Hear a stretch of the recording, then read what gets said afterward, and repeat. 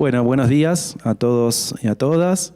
Vamos a dar inicio al conversatorio Desafíos actuales y futuros de la educación superior, pluralidad de voces y horizontes emancipadores.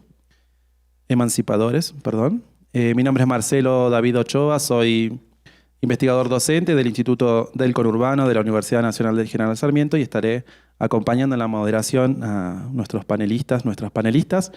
Les presento rápidamente y ya damos paso a la palabra.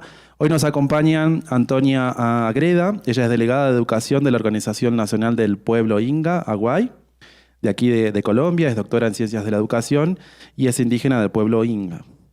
También tenemos la participación de Federico Menino, en representación de Open Society Foundation de Estados Unidos, Salomé Burbano, investigadora del Grupo de Investigación de Políticas Públicas en Educación Superior de la Universidad Nacional de Colombia, Judith Naidorf, coordinadora Claxo-Folec, investigadora principal de CONICET de la UBA de Argentina, y Yamile Sokolovsky, del Instituto de Estudios y Capacitación de la Federación Nacional de Docentes Universitarios de Argentina.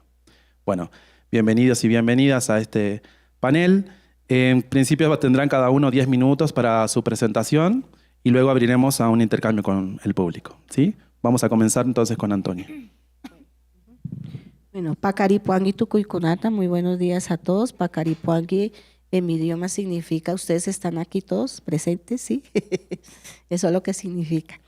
Bueno, yo tengo aquí algunas ideas, trataré de resumir en 10 minutos las ideas principales. Pero antes quiero decir que el pueblo Inga es un pueblo, uno de los 115 pueblos indígenas que existimos aquí en Colombia. El pueblo indígena Inga está ubicado en 3 departamentos ancestrales o territoriales, Caquetá, Putumayo y Nariño, y en 23 ciudades de Colombia, ciudades capitales.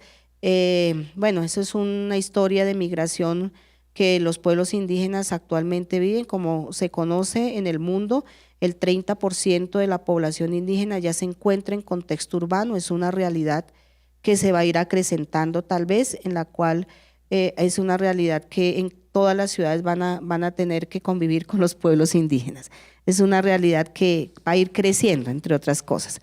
Entonces, quisiera en primer momento de recordar por qué hoy en día los pueblos indígenas también estamos hablando de los temas de educación superior, que no es gratuito, no es, digamos, una historia reciente.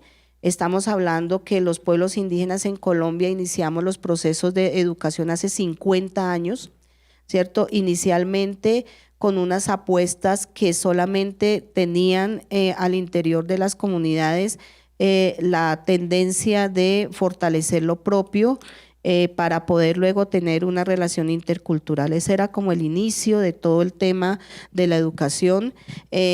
Además, porque en Colombia, en esa época, estamos hablando de la época del 86, en épocas muy antiguas, pues solamente habían 2 decretos, un decreto que era el 088 de 1976 y el 1142 de 1978, los cuales le daban alguna posibilidad a los pueblos indígenas de tener una educación distinta, que no homogenizara y que no le permitiera perder toda la cultura, la lengua y demás aspectos propios de los pueblos indígenas. Entonces, esos 2 decretos, por ejemplo, que son muy importantes en la historia de la educación de los pueblos indígenas, nosotros no lo podemos olvidar, porque ahí comenzó un poquito luego el trabajo hacia la Constitución Política de Colombia, hacia la constituyente, porque realmente el cambio, después de todos estos procesos de homogenización que tuvimos los pueblos indígenas en Colombia, digamos, incluso la prohibición de hablar la lengua, ahí sí hubo mucha pérdida de lenguas indígenas. Entonces, cuando pasamos y decidimos participar en la constituyente, que no fue una decisión fácil para los pueblos indígenas, fue una decisión en la cual tuvimos que tomar muchos riesgos que tal vez hoy en día se están viendo reflejados en todos los temas de educación superior también. Entonces, en la constituyente, pues logramos con esta experiencia que veníamos, que eso que era decreto, eso que era un artículo, el artículo 11 del 1142, se elevara a una categoría, a un nivel constitucional. Y entonces ahí aparece el artículo 68 de la Constitución Política de Colombia, en donde establece claramente que los pueblos indígenas tenemos derecho a una educación que respete toda la integralidad, no solamente de nuestro pensamiento, lengua, sino de nuestro proyecto de vida. Y ahí estamos hablando de modelos de desarrollo distintos a de Colombia, ¿no? Que son complementarios, por supuesto, pero que es una apuesta totalmente distinta para poder pervivir como pueblos indígenas. Entonces estamos hablando de más de 60 años, más de 60 años realmente, de unas apuestas en donde fuimos construyendo luego normas internacionales. Recordemos el convenio 169 de la OIT, donde también ratifica el derecho a tener una educación distinta. Nos vamos luego a la Declaración Universal de los Derechos de los Pueblos Indígenas, y así sucesivamente la norma en Colombia fue dando los pasos para llegar a lo que ahora estamos. Entonces, por ejemplo, hoy en día podemos decir que nosotros trazamos todo un trabajo desde las épocas del 86, de toda esta época anterior a la Constitución, trazamos toda una línea de trabajo para que efectivamente existiera en Colombia una política de educación diferenciada, que tiene muchos niveles y muchas aristas. Y voy a contarle la primera. La primera es que empieza todo el tema de la educación propia.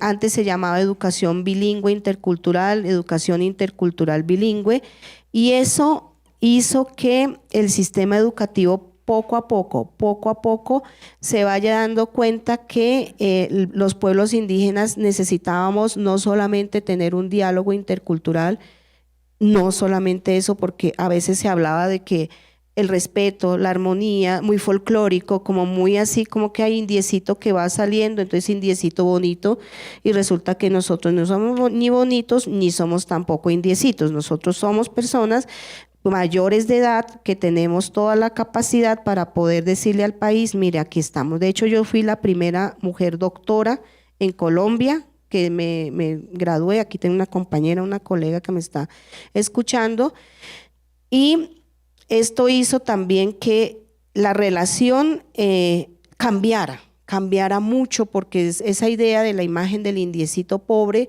porque más que pobre era empobrecido por toda la situación que se vivía. Entonces todo el tema de educación va generando unos hitos históricos en Colombia que le va diciendo al país, no señor, la educación ya no es homogénea, no somos los pueblos igualitos, somos 115 pueblos, más pueblos campesinos, más pueblos afrocolombianos, más diversidad lingüística, 65 lenguas indígenas hay en Colombia, vivas. Afortunadamente, digo, pues por todo el tema de homogenización, no se logró que la educación homogénea hiciera que se perdieran más lenguas. Entonces, fíjese que este tránsito histórico, este primer hito que empezamos nosotros, que fue efectivamente posicionar la existencia de una necesidad de tener una educación distinta, hizo que más adelante entonces se fomentara hacia los años 2000 la creación de programas de educación. De entre 1995 al 2000 se creara en Colombia programas dirigidos a la formación de docentes de una manera distinta. En esa época salieron los famosos programas de las licenciaturas en etnoeducación. ¿Cuáles fueron las universidades que empezaron a promoverla? La UNAD, la Universidad del Cauca, la de Risaralda, la de La Guajira, digamos varias universidades y varios docentes. En esta época empezamos nosotros como a promocionar, yo promocioné la de la UNAD, por ejemplo, ¿no? Entonces allí la necesidad de tener una formación de los maestros indígenas para responder precisamente a ese reto de tener una educación distinta, una educación intercultural, una educación que permitiera realmente dar ese paso. Luego entonces se crean otros relacionamientos, digo yo, en el nivel de de la educación superior, en la que ya empiezan a generarse programas, becas en las universidades privadas donde muchos estudiantes indígenas comienzan a ingresar y hoy actualmente tendremos alrededor de unos 2.000 indígenas profesionales en todas las ramas. Incluso tenemos, y me lo digo con todo orgullo Inga, tenemos el primer Inga que es especialista en la reconstrucción de manos. Es un médico y trabaja allá en Medellín. Lo digo con todo orgullo porque eso es lo que se pretendía al inicio, una relación distinta, una relación totalmente distinta. Bueno, como ya me van quedando 2 minutos, les voy a contar que todo este tema, todos estos 60 años, hoy en día cambia. Hoy en día cambia. Y ya los pueblos indígenas estamos hablando de la creación de universidades propias.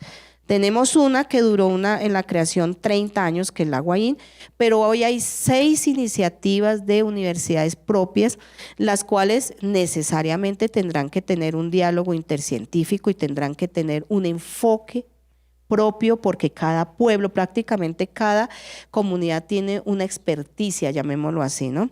Entonces está la de los Misak Misak, está la de Pastos Quillacinga, está la de la Amazonía, que tiene un enfoque muy grande de protección de la biodiversidad, que es una de las crisis de la humanidad que tenemos que afrontar, y está la del pueblo Inga, Amía, que es biocultural, y de medicina ancestral, porque los Ingas en Colombia somos considerados los mejores médicos tradicionales en Colombia. Conocimiento etnobotánico de alto nivel. Entonces, digamos que bueno, y acaba de salir el decreto 0481 del 2025, que es una apuesta que los pueblos indígenas traíamos desde hace 16 años trabajando ese decreto, en la cual cambia el hito totalmente, es un hito nuevo que estamos en este momento, en la cual el sistema de educación propia que va desde semillas de vida, o sea, desde los pequeñitos, porque así lo llamamos semillas de vida, hasta la universidad, va a tener una forma distinta de relacionamiento en el sistema educativo colombiano. Entonces, ese nuevo hito nos está a nosotros implicando tener nuevas formas de relacionamiento con todos ustedes, y hablo con todos ustedes porque va a cambiar, en el sentido en que, por ejemplo, a nosotros nos está diciendo que la educación superior a la que tenemos que nosotros responder, nuestros jóvenes, nosotros mismos, nosotras mismas, y la educación superior, sobre todo las universidades que se pretenden crear, tienen que responder, número 1, a las crisis de la humanidad. ¿No? Eso es lo que nos está diciendo a nosotros.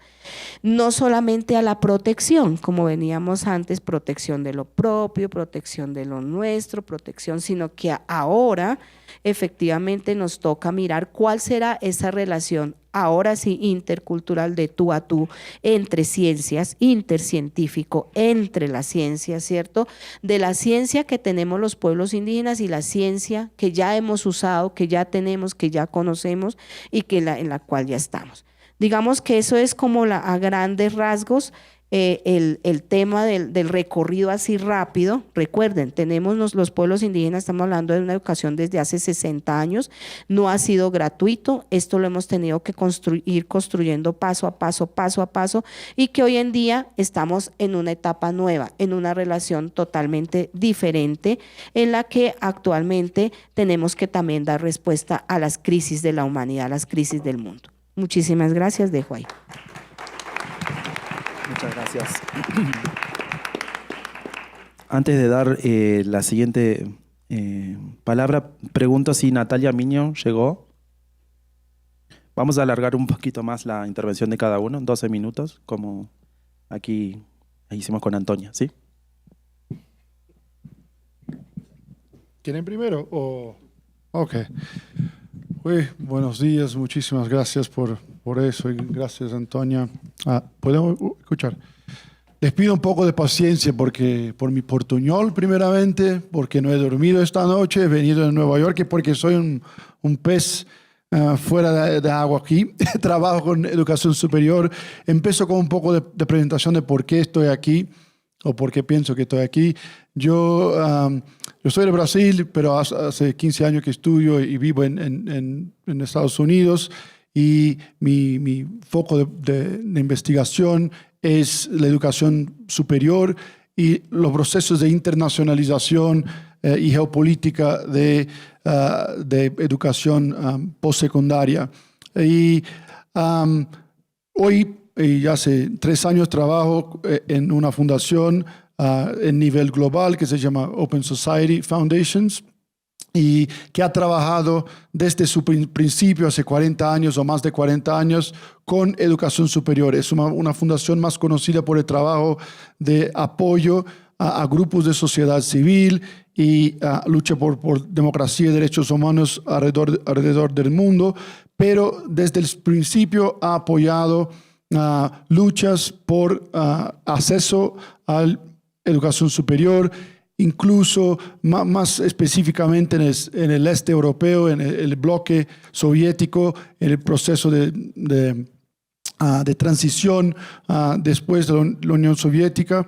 Y hoy, desde todo ese periodo, trabajamos con políticas, sobre todo la relación y el rol de universidades y poblaciones universitarias en definir horizontes democráticos y horizontes de respeto y ejecución de derechos, ¿no?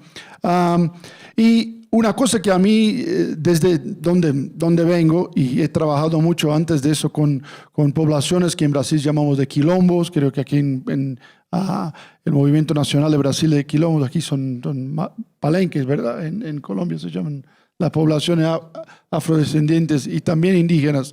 Y el proceso todo de ocupación de espacios de educación, pero todavía esa discusión desde un punto de vista europeo, norteamericano, es muy aislada. La discusión sobre dónde está la educación superior en América Latina es muy poco conocida en los medios, tanto académicos cuanto aún más políticos en el norte global. Y sabemos todo y he venido para este foro con un espíritu de discutir y hacer preguntas más que contestarlas.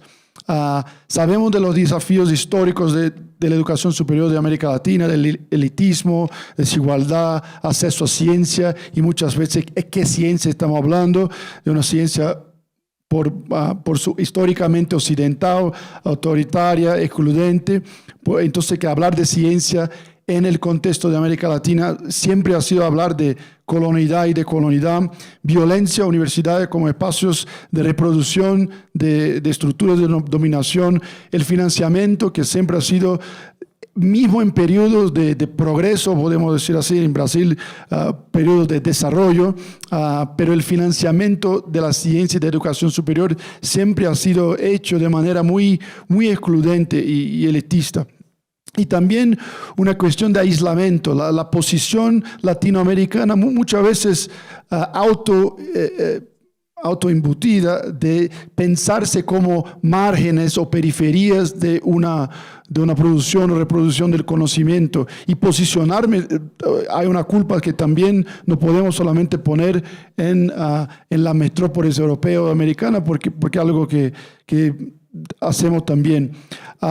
Pero también tenemos una historia muy, muy rica. Yo no estoy aquí para hacer una palestra o algo, pero una historia muy rica de luchas, de dictaduras, contra dictaduras, una historia también muy rica de pedagogías.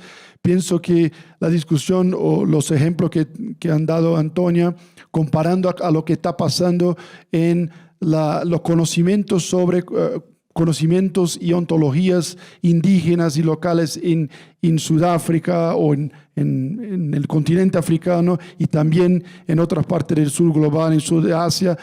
En mi visión, lo que está haciendo la lucha la ocupación del espacio universitario, pero el espacio más amplio del conocimiento que se está haciendo en América Latina, hoy debería ser más conocida alrededor del mundo, porque en muchos aspectos está más avanzada esta lucha, por más que desde aquí podemos ver como hay muchos desafíos, pero esta lucha aquí en el aspecto de leyes y derechos garantizados creo que está más avanzada que en otras partes del sur global. la lucha histórica de autonomía universitaria. En el panel anterior hablamos de las revoluciones de Córdoba y todo eso, pero hay una historia y hay un legado en la región que quizás podemos pensar y repensar en la educación superior por ahí. Y también creo que son, como hablaba Antonia, la importancia de redefinir el espacio universitario y definir políticas de educación universitaria que coloquen la universidad como lugares de redefinición de la economía global de conocimiento, el empoderamiento no solamente de poblaciones históricamente excluidas, las indígenas incluso, pero jóvenes, y también la redefinición del hacer académico y del hacer científico como trabajo. Yo creo que eso es una discusión muy, muy importante hoy en todo el mundo, pero que en Latinoamérica eso puede ser, esta discusión tiene que ser profundizada, que es el trabajo de conocimiento, el trabajo en un momento en que estamos viviendo una policrisis climática, humanitaria, de migraciones, de recursos humanos y ambientales. Es importante reaprender cómo conocer el mundo, cómo vivir en el mundo. Y tanto los saberes tradicionales como saberes postcoloniales que tenemos, que muchas veces han sido colocados y excluidos de la ciencia autoritaria, de la ciencia oficial, tienen que venir para dentro del universo de conocimiento. Y creo que la redefinición del trabajo, en el panel anterior, cómo se financiar la ciencia, cómo financiar la educación superior, que debe ser pensada como una educación para ciudadanía y como un trabajo de producción y reproducción cultural y creativa. Tenemos que aprender. El aprendizado tiene un valor que no es solamente social, humano, pero que también es económico. Y creo que las universidades en Latinoamérica tienen, quizá estoy hablando de manera muy optimista o idealista, pero así tenemos que hacer hoy en día, pero tienen un papel a desarrollar. Entonces, yo hago la provocación y me encerro aquí, no voy a tomar todos mis 10 minutos, pero ¿dónde están las oportunidades? Y sabiendo que hay un poco de ¿cómo se dice eso? Es naive o naivete en hacer esa pregunta, pero creo que es importante cuando decimos y pensamos en imaginación y en horizontes posibles, y sobre todo hoy, en el panel anterior se hablaba mucho de una nueva orden global y dónde está la economía de conocimiento y más específicamente la economía de conocimiento dentro del continente latinoamericano para pensar en oportunidades de cambio y nueva forma de conocer y entender el mundo. Pues paro aquí con estas consideraciones muy generales.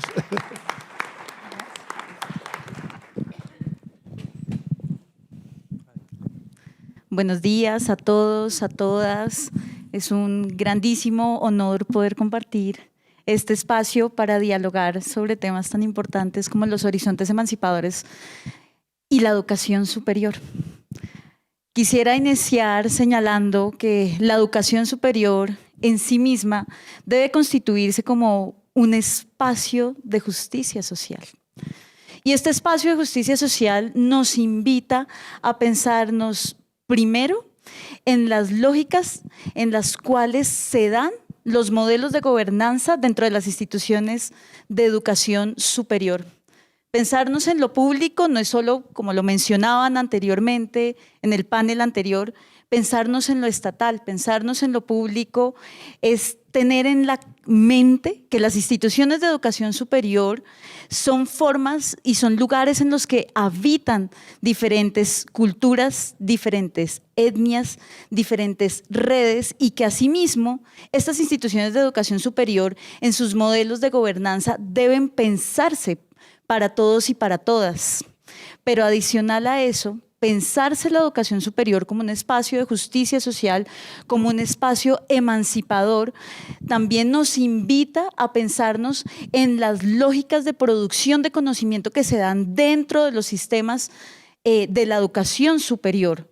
cómo estamos produciendo conocimiento, para quién estamos produciendo conocimiento, pero adicional a eso, cómo nos estamos relacionando con los diferentes saberes que habitan los territorios. Las instituciones de educación superior, particularmente las latinoamericanas, tienen el privilegio, pero a la vez el reto de encontrarse con las sociedades para producir conocimiento en función de las transformaciones sociales y territoriales que hay. Esta misión de la extensión y de la proyección social, que por supuesto desborda los diplomados y cursillos cortos que se promueven en nuestras instituciones de educación superior.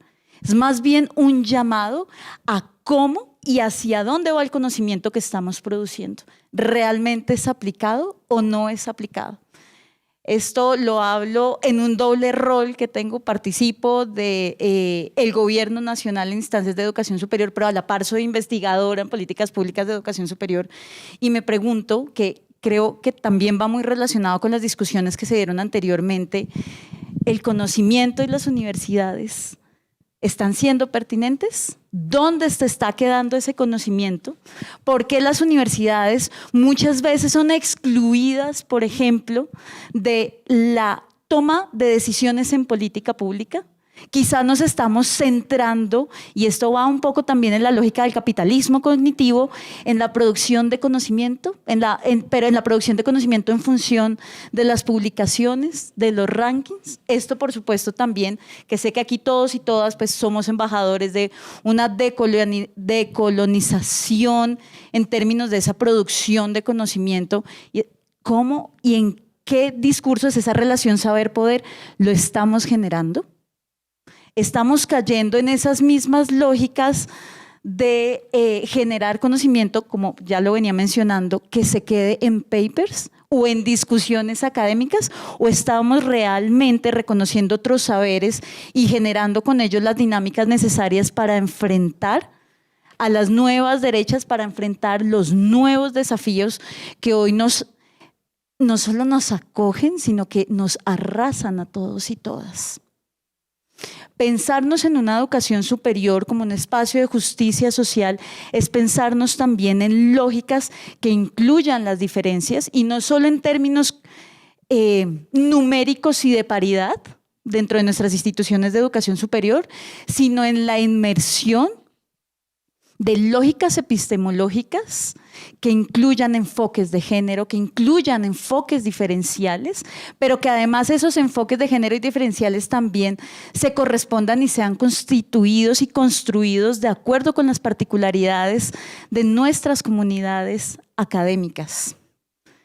Pensarnos en una educación superior, en un horizonte emancipador y de justicia social, implica defender lo público. Por supuesto, y lo público, como lo mencionaba anteriormente, es el lugar donde todos y todas tenemos una voz y nos relacionamos de forma horizontal, donde dejamos de lado el elitismo académico para entender que estamos al servicio de las sociedades para transformar los territorios. Muchas gracias.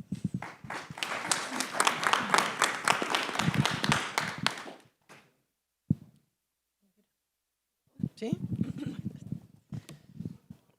Bueno, buenos días a todos, todas. Esperen que perdí mi hoja.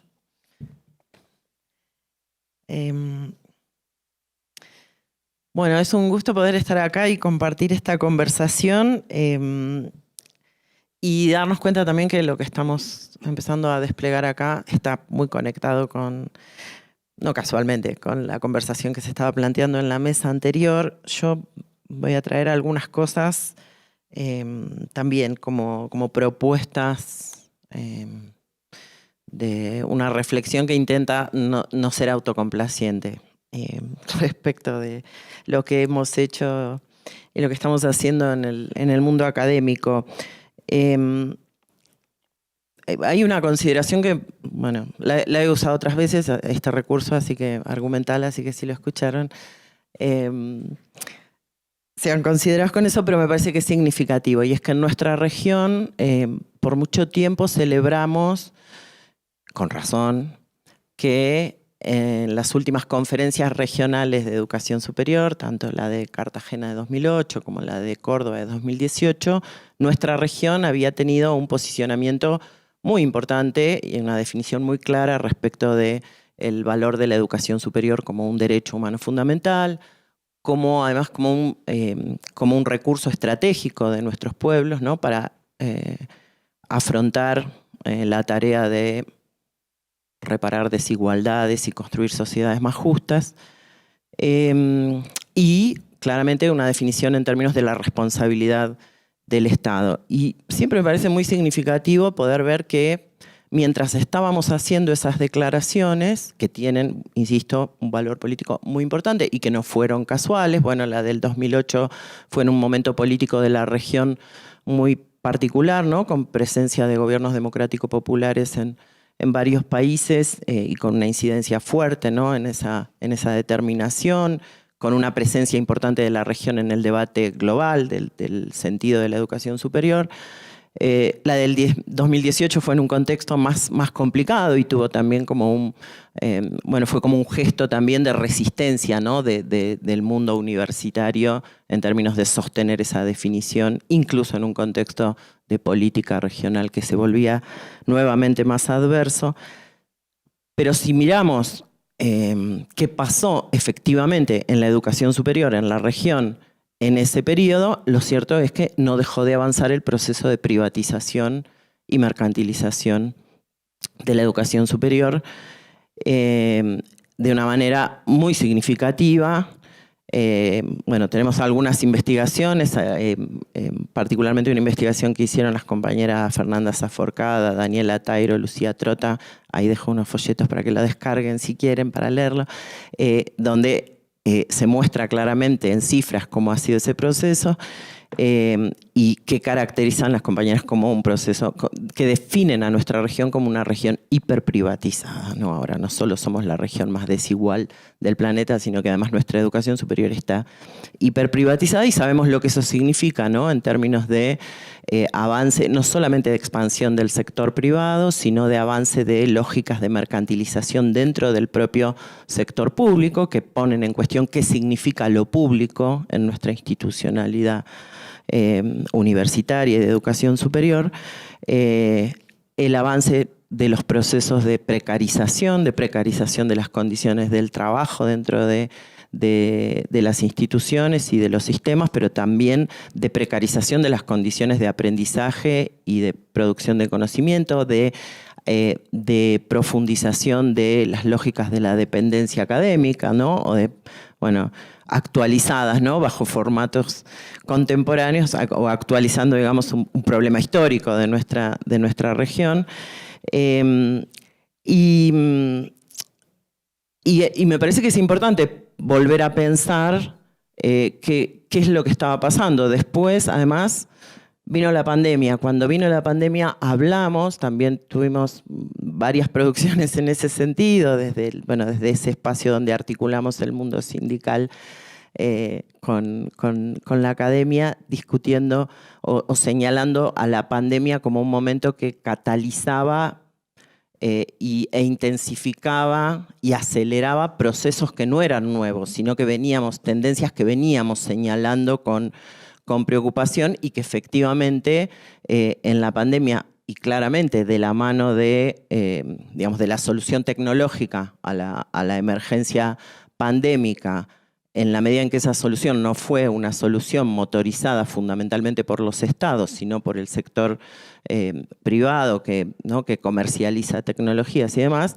hubo ahí una aceleración de un proceso que, trabajando sobre tendencias previas, tornó más crítico ese proceso y nos condujo a una situación en la que nos encontramos en la actualidad sin haber discutido suficientemente qué implicó ese momento, ¿no? En términos de este proceso que estoy señalando. Vos decime, Marcelo, cómo... Bueno. Sí. Me parece que es necesario que en estos espacios pensemos, ¿por qué es que no hemos logrado, por qué se produce esa contradicción y por qué ahí hay un proceso que no hemos logrado frenar? Y me parece que la discusión de qué limitaciones ha habido a nuestra voluntad de convertir esas declaraciones en una política efectiva que tuviera real incidencia en la actividad académica, en el desarrollo, en la configuración de los sistemas de educación superior para esta etapa, es una cuestión importante y me parece que también es importante pensarla en términos de esa tensión nunca resuelta y probablemente, no sé, imposible o difícil de resolver definitivamente, pero que hay que ponerla en discusión, que es la discusión, algo apareció creo hoy a la mañana, entre de la tensión entre el mundo académico y su autonomía y los estados, ¿no? Y la política de Estado. ¿En qué medida ha habido como una autonomización de la discusión de la política universitaria que en la medida en que no tuvo un correlato sostenido en términos de la construcción de una política de Estado, tampoco pudo configurar un espacio regional donde todo eso que estábamos pensando en clave de resistencia y alternativa a esos procesos pudiera desarrollarse de manera consistente, ¿no? Como una política que efectivamente ayudara a resolver esos problemas y a promover algo así como, también se dijo hoy a la mañana, un nuevo ciclo de reforma universitaria en clave democrática, popular y emancipatoria para este momento del mundo. Quería comentar algunas cosas o traer a colación algunas cuestiones que nos está planteando, o creo que nos está planteando en Argentina, el momento Milei. No me voy a extender en eso, no por ser autorreferencial, pero sí porque me parece que lo que pasa en Argentina no es, creo que todos lo entendemos, no es un fenómeno aislado, tiene por supuesto las particularidades que tiene el proceso político, social en Argentina, pero es expresión de un proceso que se despliega a nivel global y es emergente de la forma que toma en este momento el avance de la acumulación y la concentración del capital, ¿no? De la mano de estas expresiones políticas que todavía estamos discutiendo si llamamos neofascismo, ultraderecha o qué sé yo qué, pero bueno, es eso que está claramente expresado en la política del gobierno de Milei, que por supuesto, bueno, también todos lo saben, está atacando muy fuertemente a las universidades públicas, al sistema científico-tecnológico, al sistema educativo. 2 minutos, así que ustedes podrán imaginar el resto, pero quiero decir, hoy también se planteaba, creo que lo planteaba Javier, la cuestión de por qué la gente no defiende nuestras universidades. Quiero decir, digamos, hacer esa salvedad. En Argentina ha habido y hay, digamos, un apoyo popular muy claro a la defensa de la universidad pública. Eso tiene también mucho que ver con el modo en que se ha logrado configurar el sistema universitario público en Argentina, ¿no? Su condición fuertemente popular, no suficientemente, no tan democrática como querríamos, pero significativamente democrática, y la presencia de la universidad en la vida de nuestro pueblo de distintas maneras. Sin embargo, el problema existe y hay cuestiones que, digamos, el problema existe y también interpela a la propia universidad pública. Por eso digo, no, quería hacer una intervención no autocomplaciente, ¿no? Y decir, bueno, tuvimos 2 movilizaciones enormes de más de 1 millón de personas en todo el país y qué sé yo, el año pasado, pero también tenemos en las universidades, en las propias universidades públicas, tenemos el problema adentro también. Entonces, señalo solamente un par de cosas que seguro seguiremos conversando, que me parece que es importante pensar, donde lo que pasa en Argentina también, podríamos pensarlo como un problema mucho más general. Una es la despolitización de la universidad, ¿no? Tenemos en Argentina una universidad fuertemente politizada, pero no lo suficientemente politizada. Hay un proceso de despolitización de la vida académica que tiene todo que ver con el avance de las formas de mercantilización en nuestra universidad y con el avance de formas de mercantilización que han penetrado la cultura académica, ¿no? Y que se han naturalizado de una manera importante, por lo menos desde la década del 90 en adelante, y ahí creo que eso pasa en todo el sistema universitario latinoamericano, y es un problema, ¿no? Es necesario pensar también cómo los procesos de mercantilización actúan como disciplinadores sociales, ¿no? Cómo el avance de los procesos de mercantilización limita la autonomía, limita la soberanía, limita el desarrollo del pensamiento crítico y limita también la construcción de dinámicas de politización y de socialización democrática, incluso dentro de universidades con las características tan particulares que digo que tienen las universidades argentinas. Y también creo que estamos obligados a pensar algunas otras cosas donde nuestros sistemas universitarios no están teniendo la capacidad de pensar estrategias frente a cambios profundos que se están desarrollando en nuestras sociedades. Y digo solamente, ya que me quedan 0 minutos, 2 temas. Una, las tecnologías, ¿no? La incorporación de las tecnologías en la enseñanza, todo eso también, por supuesto, pero cómo la presencia la omnipresencia de tecnologías que redefinen las formas de socialización están también incidiendo sobre la construcción de sentidos en la universidad y en nuestras sociedades.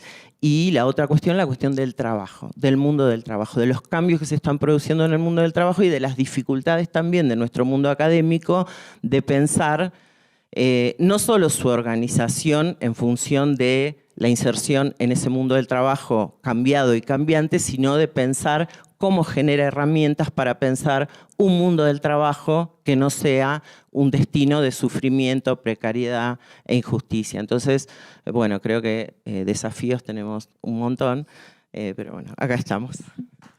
Muchas gracias, Yamile. Le damos la palabra entonces para cerrar esta ronda de presentaciones a Judith y luego abrimos al debate. Bueno,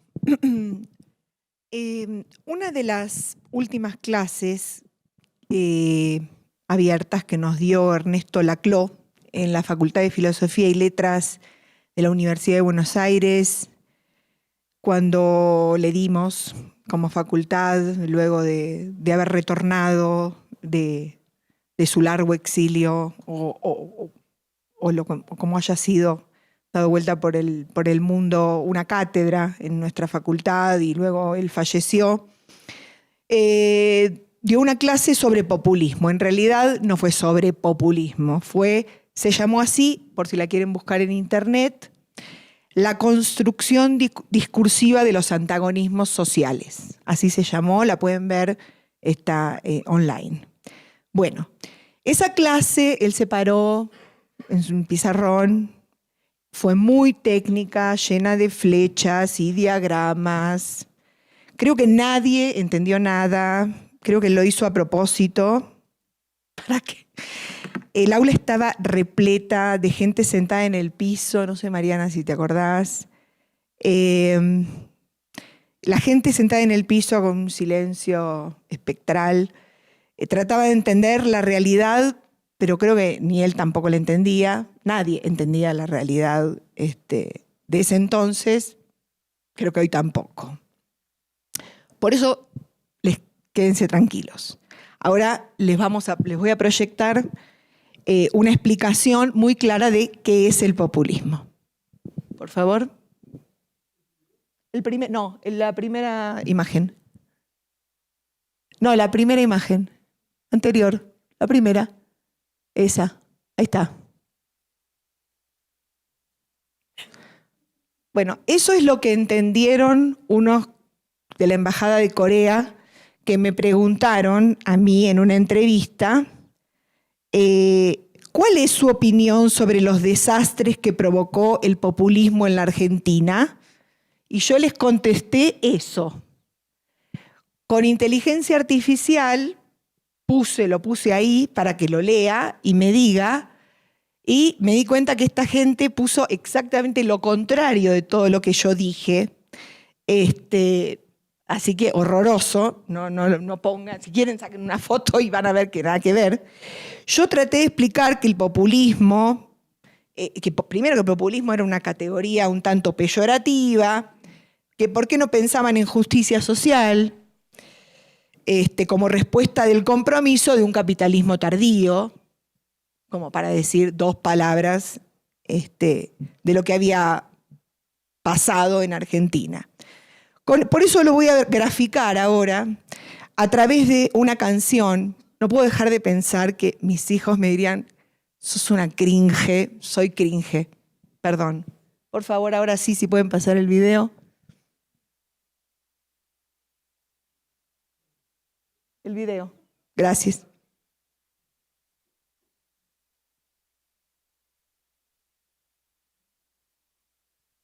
Me corren los minutos, muchachos. Te hicieron creer que un tipo común, con un sueldo común, además de comer, podía tener algún que otro plan, por ejemplo, pasear este fin de semana. Te hicieron creer que hacer esa escapada es antinatural para un tipo normal que no vale nada. Si te lo creíste, hiciste muy bien. Este tiempo tan cruel no es el fin de la historia. Las manos a la obra deberemos poner, porque para vencer lo que hay que creer es que aquí nadie sobra.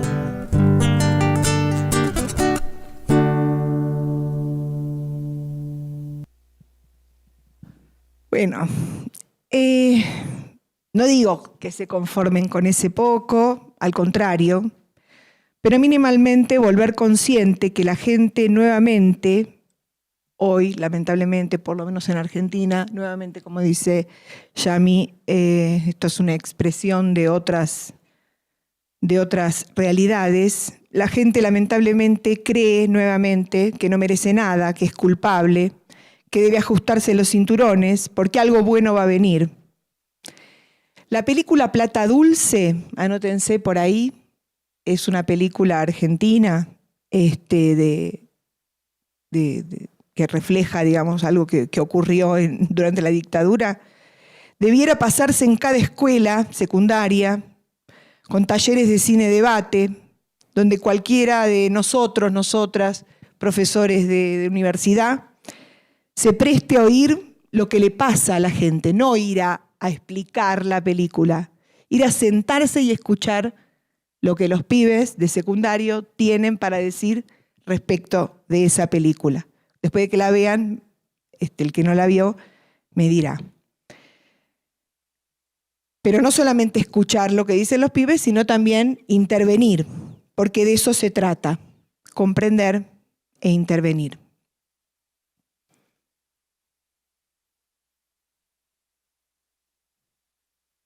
Quiero leerles un texto que escribí hace poquito y que creo que va en sintonía con lo que planteaba Javier antes, que se llama La universidad en tiempos de horror.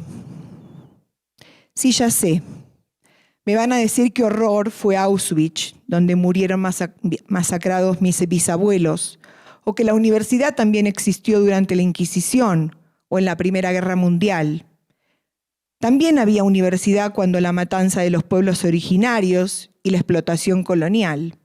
Pero la diferencia es que aquella universidad, esa que existe hace más años que el Estado Nacional y la propia modernidad, era un reducto para unos pocos en masculino. Desde mediados del siglo XX, la universidad se ha vuelto masiva y su crecimiento seguirá en expansión. Hubo un tiempo que se dijo que la universidad era un elefante montado en un aeropuerto. Lo dijo Elio Trinidade. O que la universidad podía tender a desaparecer porque le competían otros espacios de concentración y divulgación del conocimiento. Sin embargo, la universidad ha sabido no solamente conservar sus atributos instituidos, como la formación artesanal del aprendiz maestro medieval, que implica la formación en investigación, la investidura y la defensa de una argumentación fundamentada, como es una tesis, entre otros ritos, también ha logrado reinventarse a través de lo que Cornelius Castoriadis denominó sociedad instituyente, en tanto fuente y origen de la alteridad y la autoalteración perpetua. ¿Cómo la universidad ha sobrevivido como institución social más de 8 siglos? ¿Y para qué sigue existiendo? En esa pregunta fundamental, es decir, de los fundamentos, es que se nos juega la propia noción de utilidad social que hace años venimos abordando y desentrañando en nuestras investigaciones. ¿Para qué y para quién investigamos? La universidad sobrevivió porque tiene en su esencia esa capacidad de autoalteración.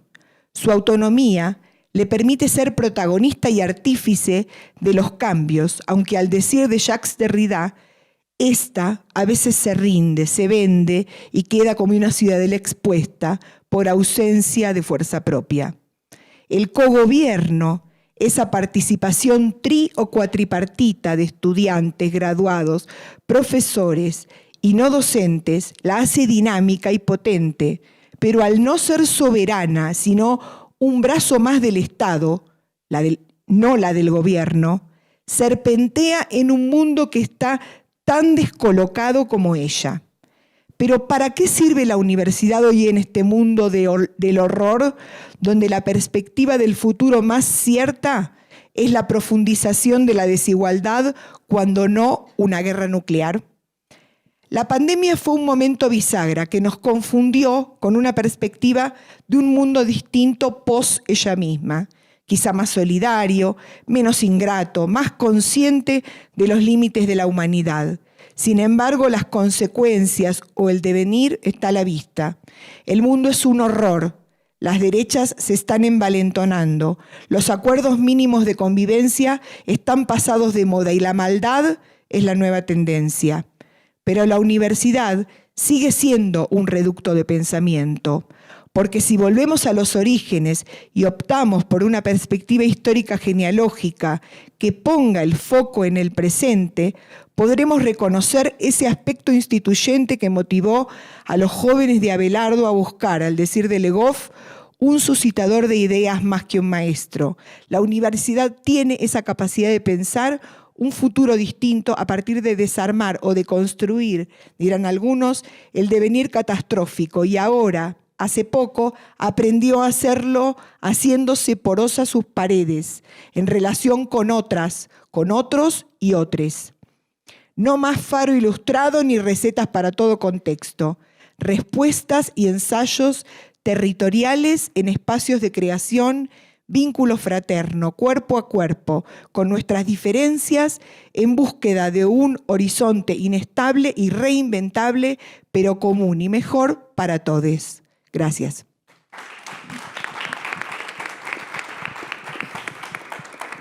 Bueno, muchísimas gracias, Antonia, Federico, Salomé, Yamile y Judith. La verdad que me quedaba pensado mientras escuchaba en esta pregunta que instaló Javier más temprano, cómo transformar lo que viene con las mismas herramientas, ¿no? Y un poco la interpelación al inicio, aquí que nos hizo Salomé, también era pensar, bueno, cómo desestructuramos esta forma que tenemos, ¿no? de hacer academia y de encuentros para debatir ideas, ¿no?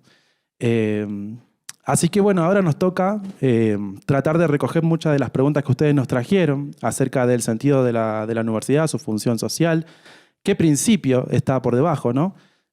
Aquí se colocaron ideas sobre el encuentro con el otro, sobre la potencialidad de América Latina para debatir a nivel internacional el destino de la ciencia y qué tipo de ciencia, ese compromiso con la justicia social, las condiciones de trabajo que van necesariamente variando y cómo en eso, ¿verdad?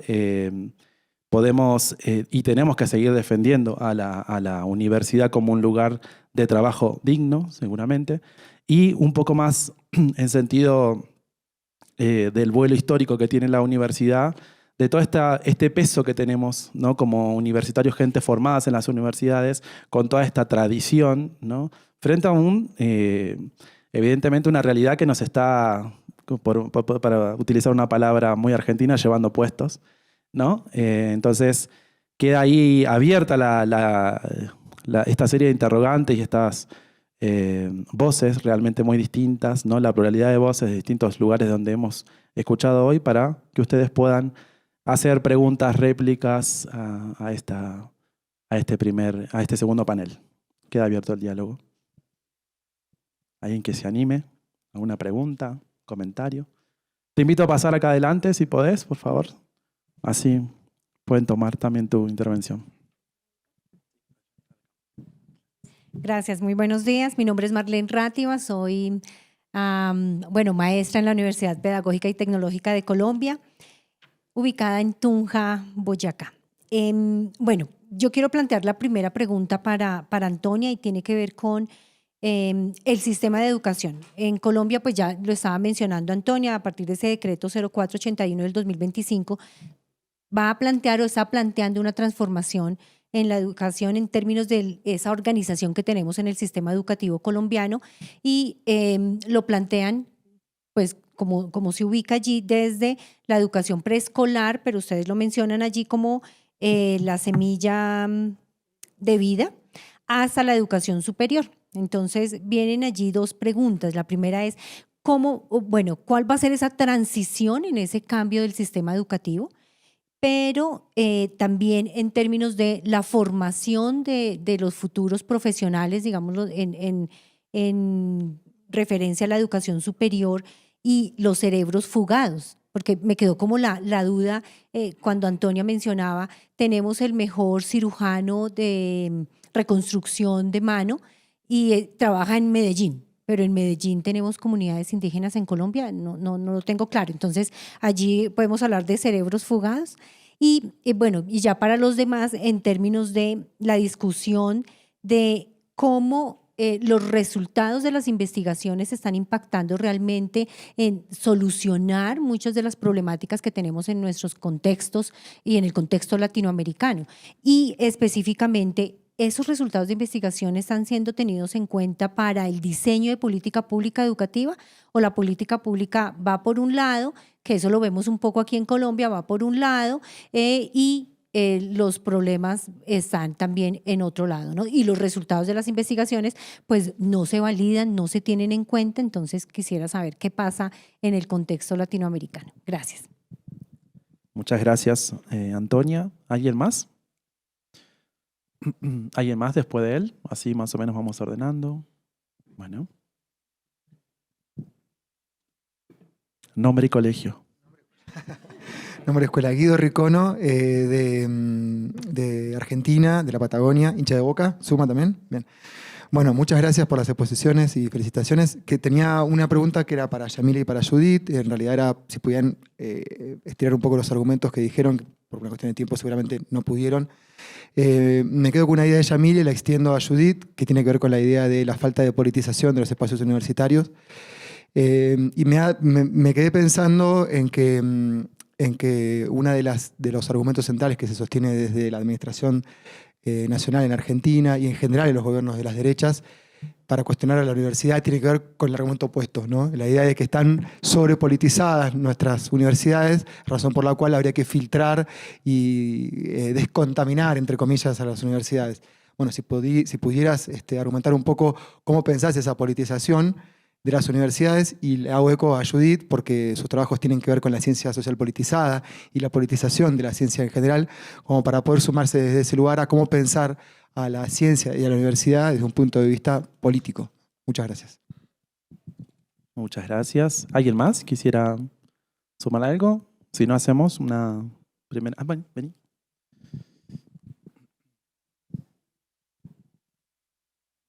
Buenas tardes a todos, muy buenas tardes panel.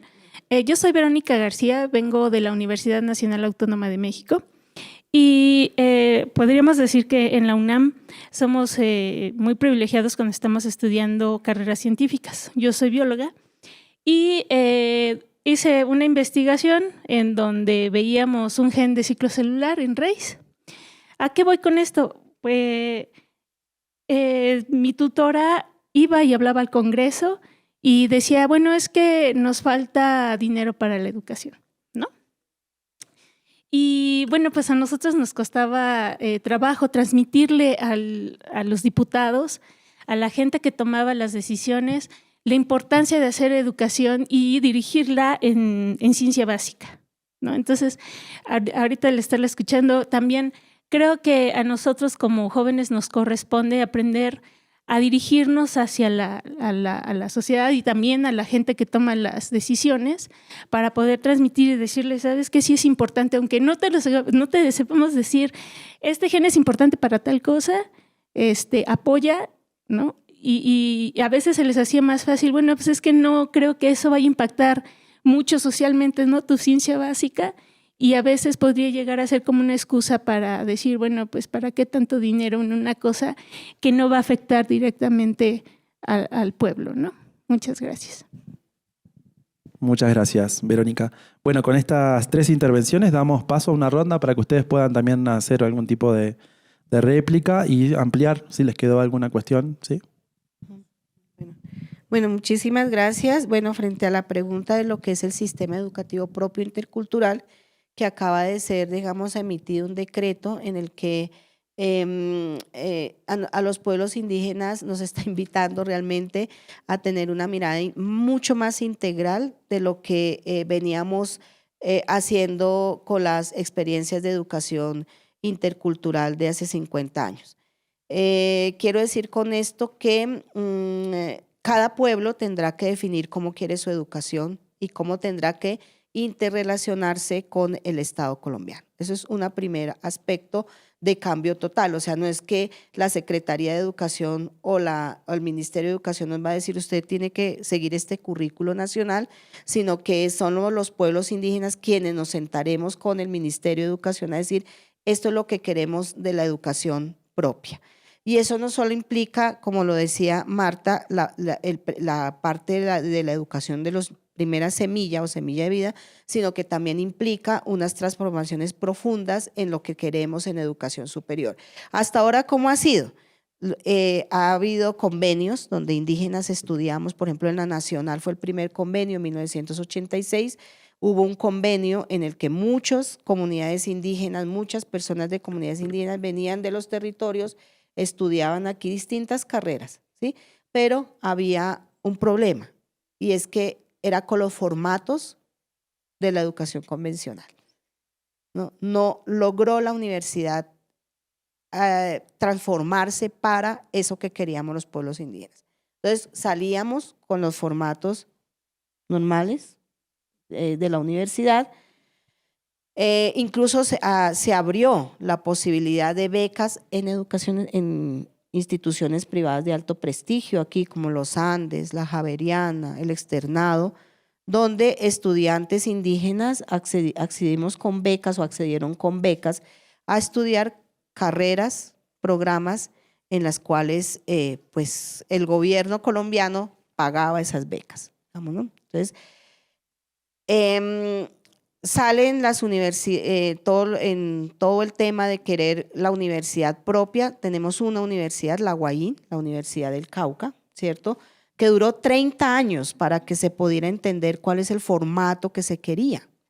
30 años en los cuales las estrategias de reconocimiento de los programas no calaban, no decían, no, así no es que tienes que ser igualito a lo que dice el SACE. SACE es el sistema de aseguramiento de la calidad, tiene que ser igualito a lo que dicen esos formatos y nosotros decíamos no es igual. Nosotros no queremos esas universidades así. No queremos este tipo de universidades donde hay desigualdad, donde hay injusticia, donde hay racismo del conocimiento, porque hay racismo del conocimiento, ¿cierto? No queremos nada de esas universidades, son universidades que efectivamente respondan a los retos del ser humano y de lo que implica eso. Queremos universidades más complejas, si se quiere decir así, ¿cierto? Entonces, lo que hace el CEIP es eso, decirle, ok, ustedes dicen que quieren una educación propia e intercultural, entonces ahora propongan cómo quieren esa universidad.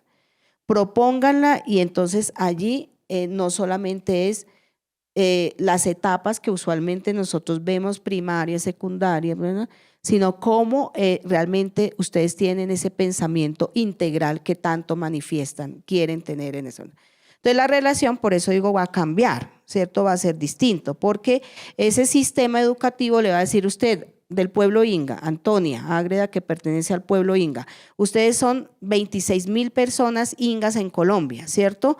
Tienen 8 instituciones educativas, porque esa es la que tenemos, 8 instituciones de primaria, secundaria, etc. Pero también tienen 53 centros educativos adscritos a esa educación, pero también tienen casas de pensamiento donde educan a las Yacha y Huasi, las casas de los pequeñitos, y ahora están aspirando a tener también lo de educación superior enfocado a universidad. Ahora sí, muestren cómo es la línea del tiempo allí. Eso es lo que va a pasar realmente con el CEIP. Ya no va a ser el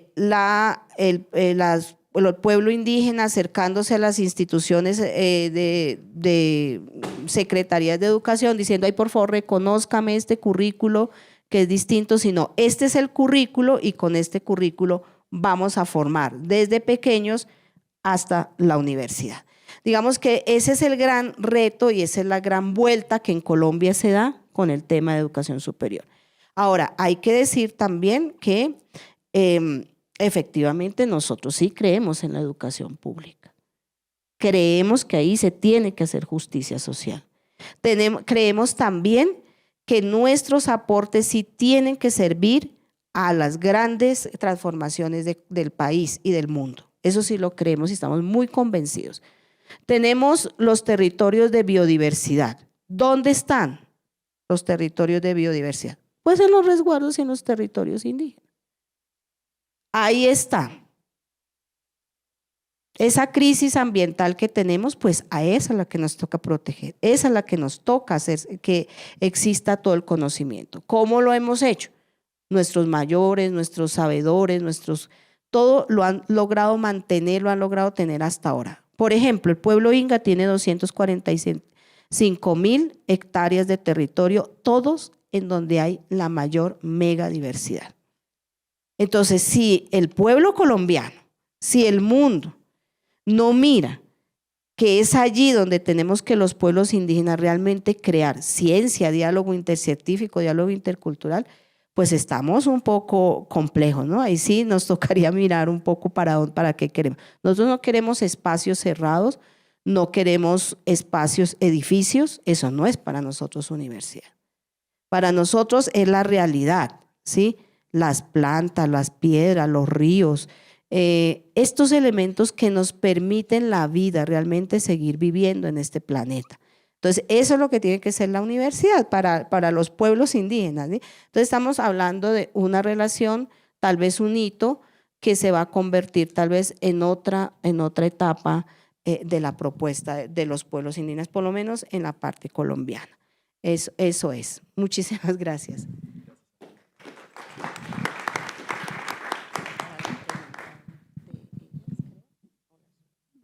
Yo voy a comentar rápido porque yo creo que la pregunta era más para Judith y para Antonia y Yamil, pero yo voy a repetir la pregunta porque creo que es un punto muy importante. Creo que Guido, el nombre de la despolitización, de esta contradicción aparente entre el ataque político que se ve mucho en Estados Unidos, pero en Argentina común, como en Brasil de Bolsonaro, y hoy aún que es un ataque a la universidad como un espacio de una politización exacerbada, cuando desde dentro de la universidad muchas veces vemos que hay un proceso de despolitización, ¿no? Entonces creo que es una pregunta muy, muy importante y conectar con el punto de Verónica, que es cómo comunicar a actores dentro del Estado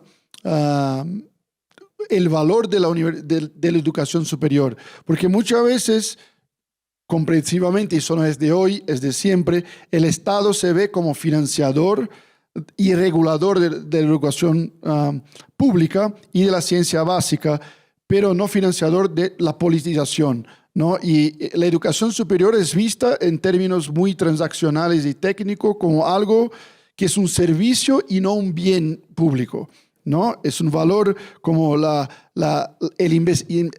inversión en educación superior es una inversión en la es vista dentro del alcance del desarrollo, políticas de desarrollo de recursos, de formación de recursos humanos y no de formación de ciudadanos. Eso está muy, muy emblemático en México, ¿no? En México de AMLO, a ver ahora lo que va a pasar en el gobierno nuevo.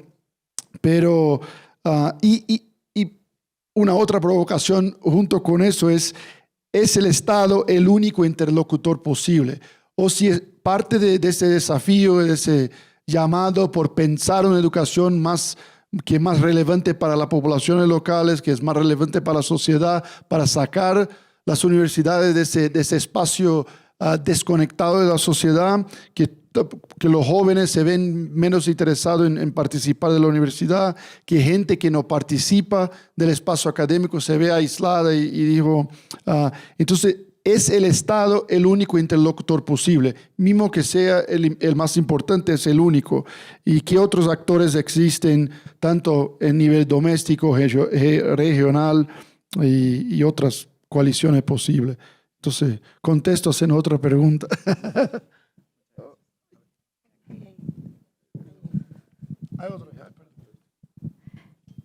Quisiera hacer un comentario que recoge las tres intervenciones o preguntas que hicieron, así no sean para mí, las de Verónica, Marta y Guido, y es justamente con relación a la politización de la educación superior y cómo pensárnosla. Lo primero es reconocer las diferencias que habitan en nuestras academias, en nuestros espacios, y esas formas y ese reconocimiento pasa también en función de reconocer que nuestras instituciones de educación superior son campos de lucha, de disputa, de poder, y está bien que así lo sean. Y lo debemos transmitir a nuestras comunidades, a esas comunidades que habitan las aulas, que habitan los espacios, pero que además también habitan el mundo en el cual estamos situados. Politizar la universidad, politizar las instituciones de educación y la educación superior como tal, también nos invita a cuestionar ese falso discurso de la tecnocracia y también del mérito. El mérito que desconoce por demás las condiciones estructurales y estructurantes exógenas que revisten a las personas que hacen parte de las comunidades académicas y que por demás las sitúan en posiciones de desigualdad. Politizar la educación superior implica también brindar las herramientas para darle voz a esas personas que son atravesadas por esas desigualdades sistémicas.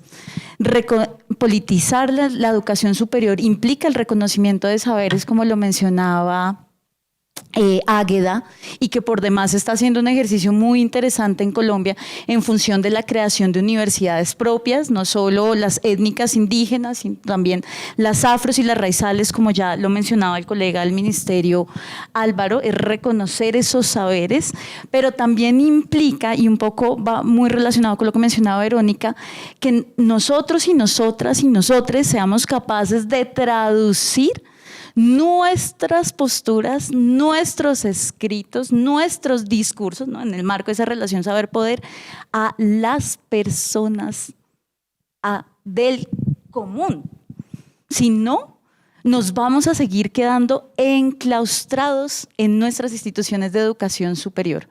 Y finalmente señalar que esa despolitización no solo se da por parte, y no solo es promovida por parte de los estados, es también promovida desde estas lógicas mercantiles, desde el sector privado, que nos incita a generar conocimientos en función de las necesidades económicas. Y pues concuerdo mucho con lo que mencionaban mis colegas, relacionado con la necesidad de repensarnos también los y las egresadas de la educación superior, qué entornos de trabajo y qué trabajos queremos promover. Mil gracias.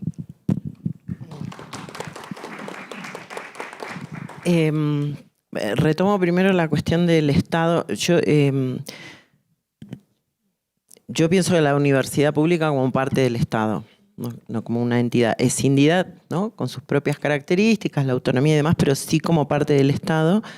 En Argentina tuvimos un momento privilegiado de esa vinculación, que fueron los gobiernos de Néstor y Cristina Kirchner, ¿no? Hubo una definición explícita y efectiva, ¿no? De involucrar la producción de conocimiento de las universidades públicas en la producción de la política pública, ¿no? Y hay infinidad de ejemplos virtuosos y relevantes en relación con eso, y que creo que además tienen mucho que ver con esto que yo mencionaba hoy de la cercanía de la universidad con la vida de nuestro pueblo, ¿no? En muchos sentidos.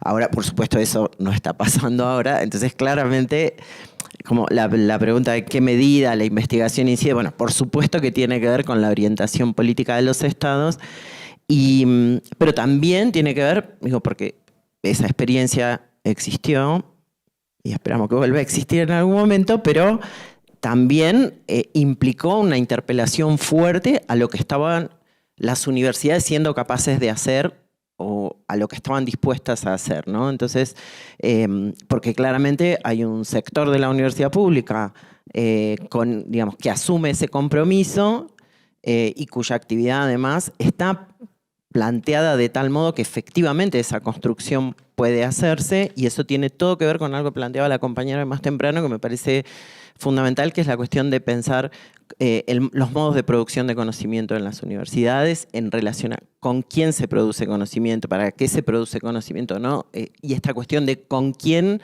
tiene muchísimo que ver con el modo en que no se produzcan ahí como esos abismos donde parece que a la universidad se le ocurre pensar cosas y después va y ve si le sirven a alguien, ¿no? Y toda la cuestión de la democratización de los modos de producción de conocimiento, también ligado a las perturbaciones que producen la demanda de distintos sectores del movimiento social y la demanda descolonizadora, la demanda de reconocimiento de los pueblos originarios, la demanda de los feminismos, tiene muchísimo que ver con eso que está en proceso, ¿no? Pero que claramente es incompatible con las lógicas individualistas, competitivas, productivistas, ¿no? Colonizadas del modo hegemónico de producción de conocimiento impuesto por los procesos, de reforma neoliberal y no erradicado de nuestras universidades. Y eso tiene que ver con la cuestión de la falta de politización, porque ahí la compañera lo decía, las universidades están en disputa, ¿no? Tenemos una universidad con esa vocación democratizadora, ¿no? Pero también tenemos una universidad colonizada y tenemos una universidad a la que le cuesta pensar, para volver sobre el caso argentino, ¿no? Yo decía, como para mostrar la contradicción, tenemos, ¿no? ese estado de movilización tan importante, pero tenemos un sector de la universidad pública en Argentina que no está dispuesta a plantear la defensa de la universidad entendiendo que un gobierno como el de Milei no está atacando a la universidad solo porque no le gusta o porque le fue mal en la universidad. Está atacando a la universidad porque está destruyendo el Estado democrático,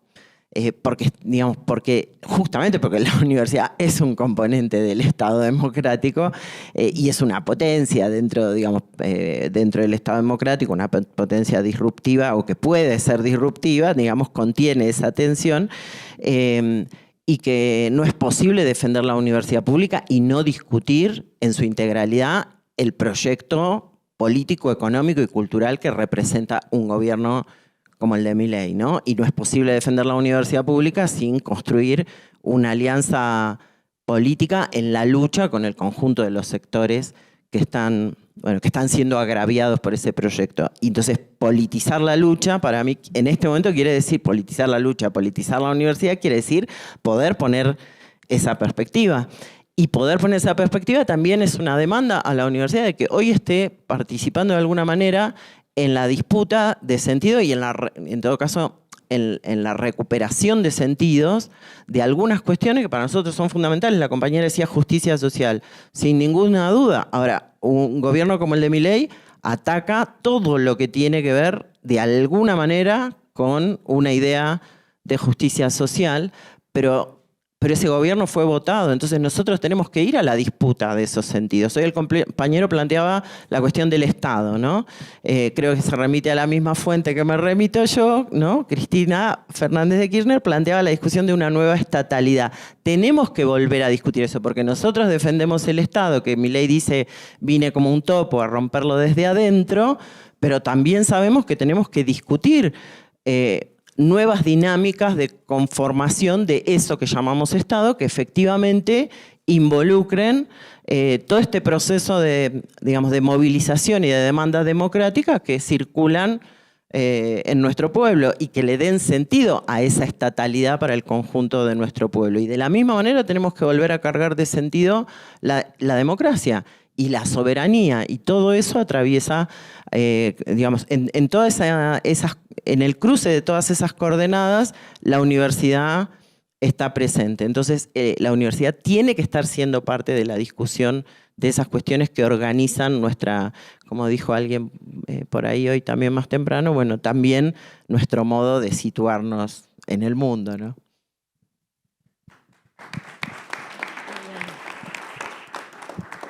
Bueno, en este evento de Claxo estamos festejando, conmemorando el nacimiento, los 100 años de Orlando Falsborda.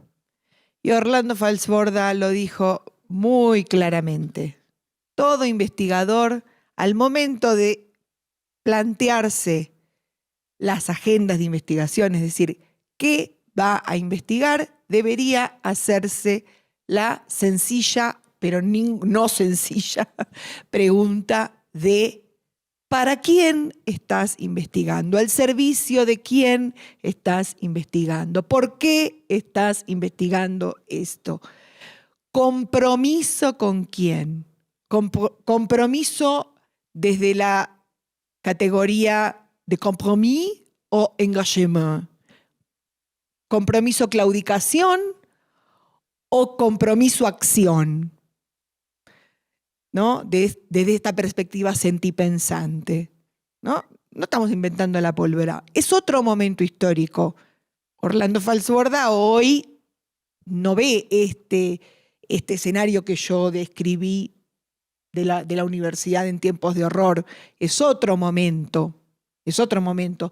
De golpe te estaría escuchando y estaría conmovido o desorientado porque no le tocó ese momento histórico. Entonces, no podemos aplicar las fórmulas o decir, listo, ya lo dijo él, leamos sus escritos, porque no estamos en el 69 cuando él dijo eso.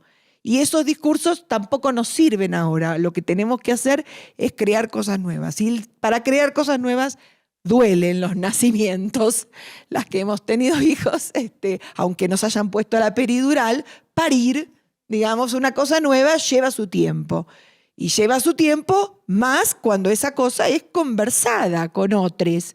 Y estamos en el medio de eso. Lo nuevo no termina, lo viejo no termina de morir, lo nuevo no termina de nacer. Estamos en in-between. Estamos viendo cómo se nos viene encima, ellos la tienen más clara que nosotros. Eso no es para desmoralizarse, para decir, bueno, listo, cerremos la puerta y nos vamos. La semilla de la universidad, o sea, la la materia prima es buena, por eso, como dice Yamile, es peligrosa la universidad para la derecha, por eso la atacan. Si nos vamos a los orígenes de la historia, los papados rápidamente cooptaron a las universidades y crearon las pontificias universidades de la Pindonga, porque se dieron cuenta de que o las cooptaban o les venían a cuestionar el saber establecido. Entonces crearon sus propias universidades. Bueno, lo mismo acá. O sea, intentan destruirla, pero en realidad más les gustaría que fueran todas de derecha y que le sirvieran a su servicio. Bueno, lo que planteaba Guido es cuál es un poco nuestra perspectiva. Nosotros vamos por el lado de Falsborda, vamos por el lado de Oscar Barsaski, que decía, la verdad, él era matemático. Él decía, la verdad que los científicos siempre tenemos como, no sabemos si ir y sentarnos en nuestro laboratorio, o ir a salir y luchar en las calles, o las dos cosas. Bueno, vamos a hacer una síntesis, también lo dijo en el 69. Se ve que era un momento de bastante ebullición. Dijo, hagamos la ciencia politizada.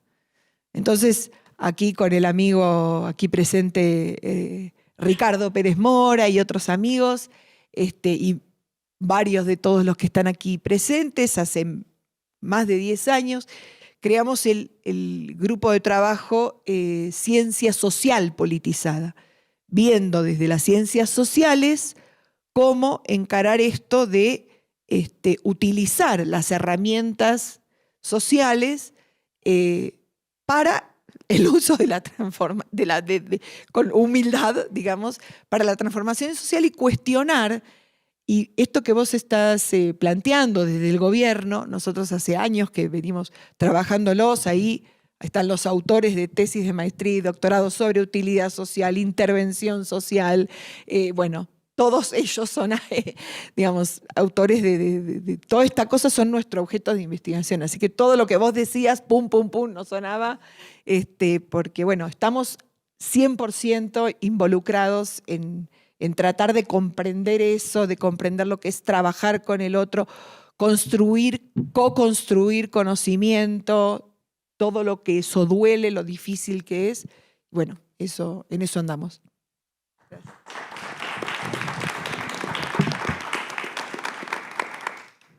Muchísimas gracias por estas intervenciones.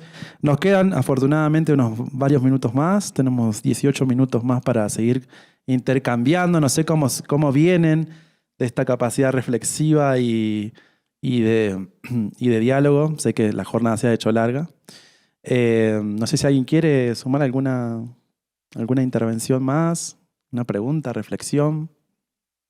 Por allá, muy bien. Adelante, por favor. Hacemos una o dos preguntas más. Sí. Se você pode ir aqui, melhor.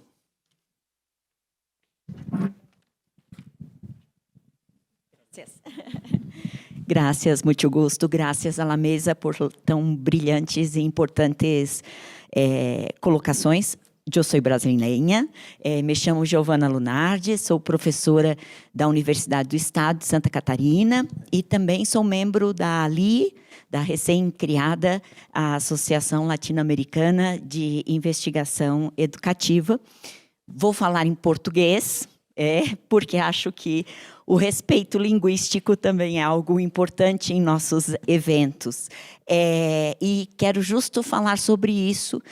Vocês colocaram dois pontos muito importantes. O primeiro, de que nós estamos vivendo um momento de ataque às universidades que é global, né? Então, não é algo que seja uma invenção latino-americana, é algo que está se reinventando de diferentes modos em cada um dos diferentes governos de extrema-direita que nós estamos vivendo no mundo, né?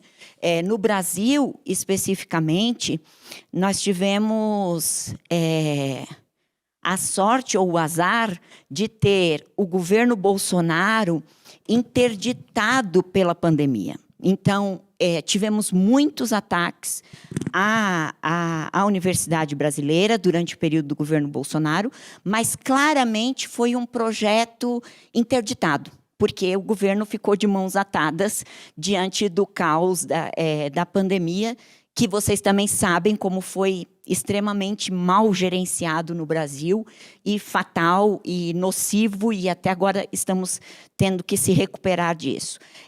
Mas não é o caso da Argentina, não é o caso dos Estados Unidos e de tudo que nós estamos vendo se configurando como um ataque direto às universidades. E mais do que um ataque político, e eu gostaria de ouvir a opinião de vocês sobre isso, nós temos um ataque direto à ciência, ao modo de fazer ciência, à produção científica. Associado a isso, a gente tem um aumento significativo da pseudociência, a gente tem um aumento significativo da informação completamente errada, e eu acho que nós, países latino-americanos, temos que pensar em estratégias de combate, de luta à pseudociência e às suas formas de reinvenção.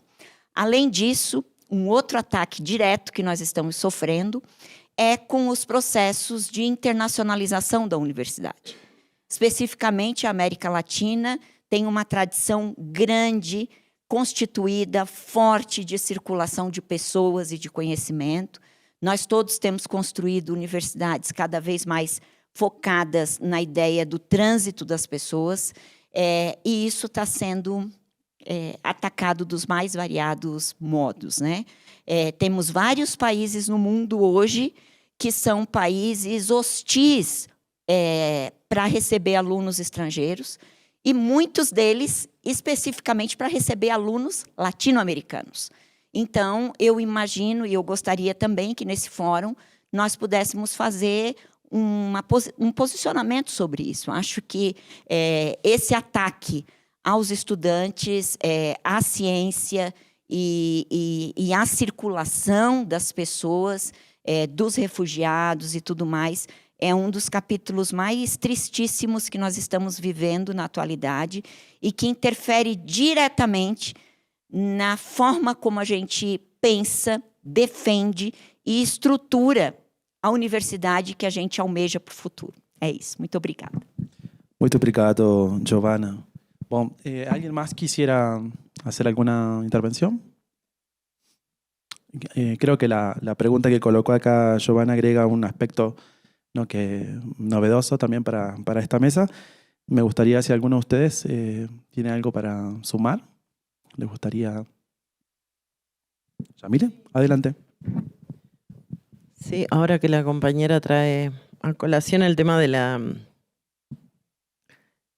internacionalización, de la regionalización en particular, también quiero decir, en Argentina hace unos días hubo una reforma, el gobierno produjo por decreto presidencial la reforma de la ley migratoria. Es una ley que estaba vigente, creo que desde el 2003, bueno, desde el periodo de gobierno de Néstor Kirchner. Obviamente era una ley muy amigable con la migración particularmente latinoamericana, y Milei reformó restrictivamente toda esa ley y se ocupó especialmente, además, de incluir la reforma de un artículo de la Ley de Educación Superior para habilitar el cobro de aranceles a estudiantes extranjeros. En Argentina es una tradición importante que quienes llegan desde otros países a nuestro país a estudiar en el grado también acceden a la gratuidad universitaria y a la condición del ingreso irrestricto. Bueno, es una tradición importante, y eso también, bueno, por supuesto tiene que ver también con esta cuestión de la estigmatización, ¿no?, de la condición migrante, que es propia de todos estos gobiernos de extrema derecha, pero también, también ahí hay el intento de limitar algo que, digamos, que forma parte de una tradición donde la internacionalización, sobre la que podríamos discutir muchas cosas, ¿no?, respecto de qué internacionalización se produce y qué internacionalización entendemos que es relevante en la clave de construcción de horizontes emancipatorios, ¿no?, y demás, pero este elemento que tiene que ver justamente con la posibilidad de que estudiantes de distintos países de América Latina compartan parte parte o la totalidad de sus procesos formativos y también compartan, bueno, la posibilidad de, digamos, de una politización común dentro de los espacios universitarios es importante y no es casual, ¿no? que se ataque eso, aunque en términos cuantitativos y presupuestarios no es relevante, ¿no? Pero bueno, forma parte de esa cuestión. Y después, bueno, lo del ataque no solo a digamos, la universidad, a los sistemas científico-tecnológicos, bueno, también como parte de este ataque al conocimiento, ¿no? Como donde, bueno, se construye una plataforma donde esos planteos que nos parecen tan absurdos, ¿no? Antivacunas, terraplanistas, ¿cómo era? Antidinosaurios, ahora que decían que, como decía alguien, dino negacionismo, ¿no? Que niegan que hayan existido los dinosaurios y no sé qué, que parecen absurdos, ¿no? Pero parecerían ser una mera provocación, pero forman parte de una estrategia donde, bueno, hay una construcción de la verdad que se respalda como meramente en el ejercicio de un poder que hoy en buena medida es un poder comunicacional, ¿no? Y una vuelta a esta idea de las mujeres en la casa, con las tradiciones y el no al aborto, o sea, todo como una, ¿no? Forma parte para mí dentro de lo mismo. Sí. Esto digamos, está demostrado por economistas que han hecho estudios que no solamente la población que viene a estudiar a Argentina es menos del 2%, sino que todo el que viene migra a estudiar, consume, alquila, gasta. O sea que hay una buena movilización de la economía. O sea, bueno, pero bueno, forma parte de la xenofobia, es xenofóbico.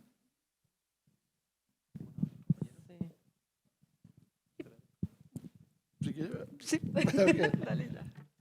No, una nota, muy buena pregunta de Giovanna.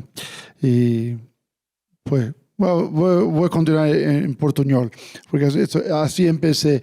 Yo creo que es importante distinguir entre tres movimientos que hacen parte de la dinámica de este movimiento anticiencia y ataques universitarios y cómo se ha cambiado en la última década, o quizá no solo en Latinoamérica, pero en todo el mundo. Uno es un movimiento reaccionario y ahí se ve el anticiencia, el negacionismo climático, el negacionismo de dinosaurios, de todo eso, pero que parte de un reaccionarismo. Una manera de entender es que este movimiento viene en parte como reacción yo puedo hablar de Brasil, pero en toda la parte, Estados Unidos también, y creo que mucho en Latinoamérica, parte de las conquistas del ambiente universitario a través de las cotas universitarias, a través de avances como el ambiente universitario se ha convertido en algo más inclusivo en las últimas 2 décadas, más que en toda la historia de Latinoamérica. Eso en Brasil ha sido muy...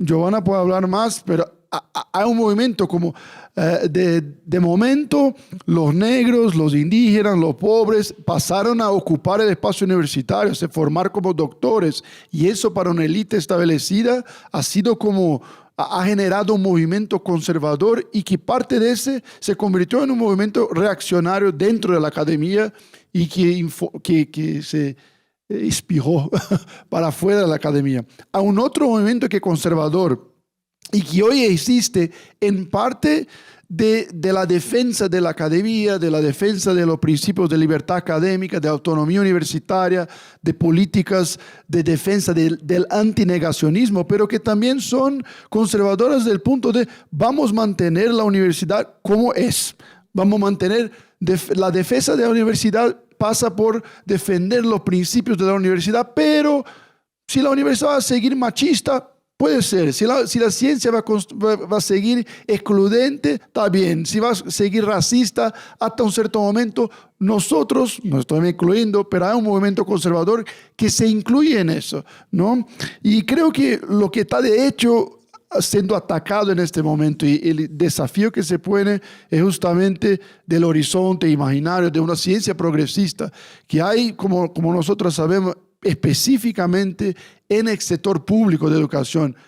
Cambios curriculares, cambios de la carrera académica, desafíos de cómo hacer ciencia fuera de los silos departamentales, las disputas, yo creo que no concuerdo tanto con Giovanna. Existen avances y una abertura del punto de vista moral, sí, una abertura para internacionalización y todo eso, pero las condiciones de internacionalización dentro de la región de Latinoamérica y también afuera, históricamente han sido muy elitizadas, ¿no? La gente que puede viajar para estudiar o investigar son los investigadores seniors o los estudiantes que tienen plata, que tienen dinero o que tienen acceso a becas internacionales. Entonces, pensar en una ciencia del punto de vista curricular, pedagógico y también de carreras y instituciones más progresista es algo que se impone en el momento que estamos viviendo. Entonces son esos tres movimientos que es difícil de delinear, pero que hacen parte de una dinámica actual.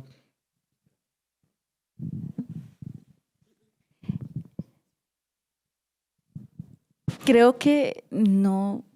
El ataque a las universidades, a la producción de conocimiento científico, no solo la vamos a ver ahora, posiblemente se vaya a agudizar con el paso de los tiempos.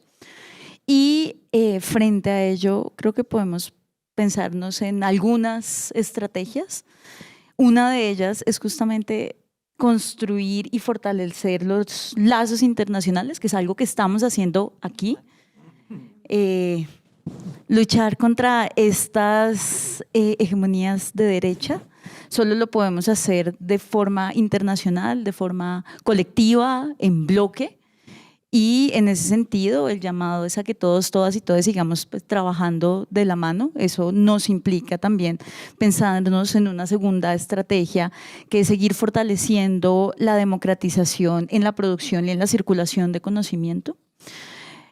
Producir conocimiento en nuestras lenguas, las lenguas de nuestra América, y por supuesto fomentar el acceso a bases de datos abiertas, nuestras publicaciones específicamente no en bases de datos indexadas, sino para todos, para todas. Eso también un llamado que ya pues, lo hacía anteriormente, y es a que replanteemos nuestros discursos, o no nuestros discursos, sino la forma en las que lo transmitimos.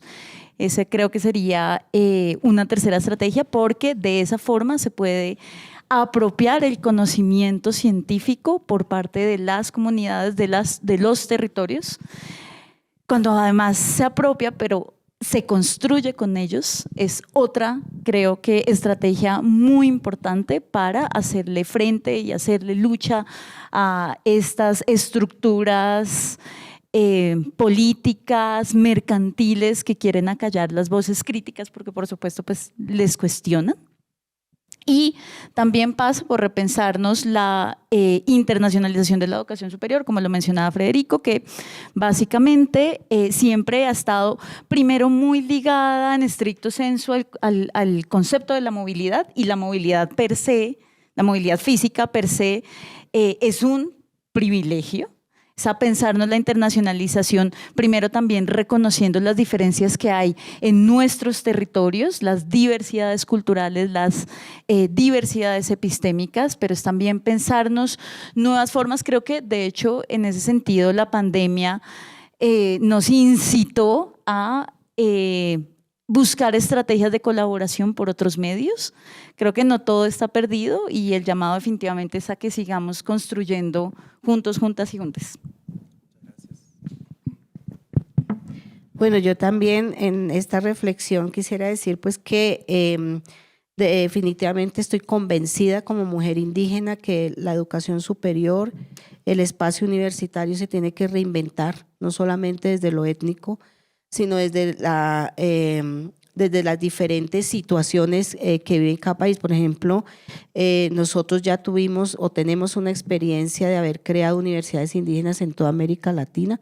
Es una red. Ustedes han escuchado hablar del Fondo para el Desarrollo de los Pueblos Indígenas en América Latina y el Caribe, el cual creó esa red de universidades indígenas interculturales en América Latina, pues que eso ha permitido realmente una relación entre las experiencias de educación superior en los pueblos indígenas y bueno, más allá también en la experiencia de una educación superior más inclusiva, distinta, porque hablamos de inclusión, pero a veces tenemos la actuación con los mismos formatos que nos han homogenizado.